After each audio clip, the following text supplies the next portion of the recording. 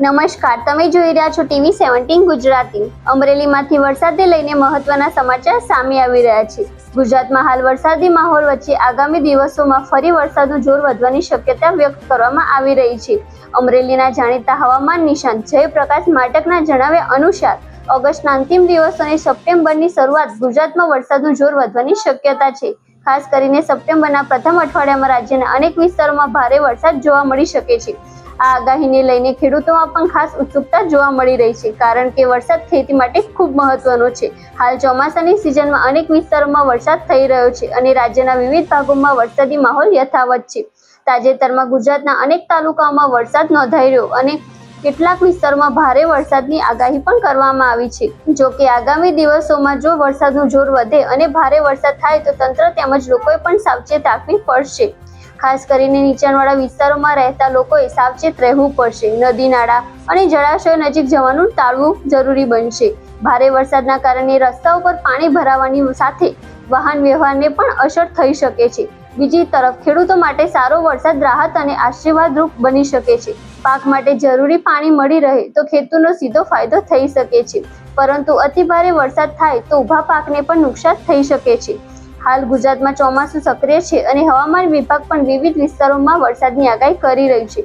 ત્યારે આગામી દિવસોમાં વરસાદી સિસ્ટમ કેવી રીતે આગળ વધે છે અને ગુજરાતમાં તેની કેટલીક અસર થાય છે તેના પર સૌની નજર છે। અમરેલીના હવામાન નિષ્ણાત જયપ્રકાશ માટકની આગાહી મુજબ જો ઓગસ્ટના અંતિમ દિવસોમાં વરસાદનું જોર વધશે અને સપ્ટેમ્બરના પ્રથમ સપ્તાહમાં ભારે વરસાદ થાય તો ગુજરાતના અનેક વિસ્તારોમાં મેઘરાજાની ધમાકેદાર એન્ટ્રી બની શકે છે। ત્યારે હવે જોવાનું એ રહેશે કે ઓગસ્ટના અંત અને સપ્ટેમ્બરની શરૂઆતમાં ગુજરાતમાં મેઘરાજાનું કેટલું જોર બતાવે છે।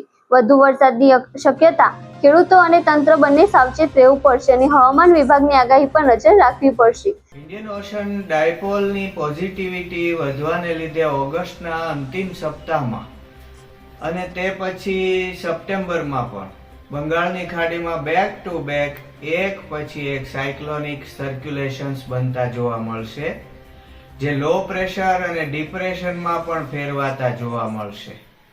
એમાંનું એક સાયક્લોનિક સર્ક્યુલેશન છે બંગાળની ખાડીમાં તારીખ 20-21 ઓગસ્ટે બનશે, જે પાકિસ્તાનના સિંધ પર બનેલા એક સાયક્લોનિક સર્ક્યુલેશન સાથે લિંક થઈને એક ટ્રફ લાઇન બનશે। આ સાયક્લોનિક સર્ક્યુલેશન વધુ મજબૂત થઈને ડિપ્રેશનમાં ફેરવાશે અને આ ડિપ્રેશનની મજબૂતાઈ કે ભારને કારણે મોન્સૂન ટ્રફ લાઇન તારીખ 25 ઓગસ્ટથી ગુજરાત તરફ ઝૂકવા માંડશે અને તારીખ 28 ઓગસ્ટ સુધી નીચે તરફ એટલે કે ગુજરાત તરફ સતત ગતિ કરશે। 28 ઓગસ્ટથી 1-2 સપ્ટેમ્બર દરમિયાન લગભગ ગુજરાત ઉપર જ આ મોન્સૂન ટ્રફ લાઇન રહેશે, જેથી 28 ઓગસ્ટથી 2 સપ્ટેમ્બરના સમયગાળામાં ભારેથી અતિભારે વરસાદ થવાની સંભાવના રાજ્યમાં રહેલી છે।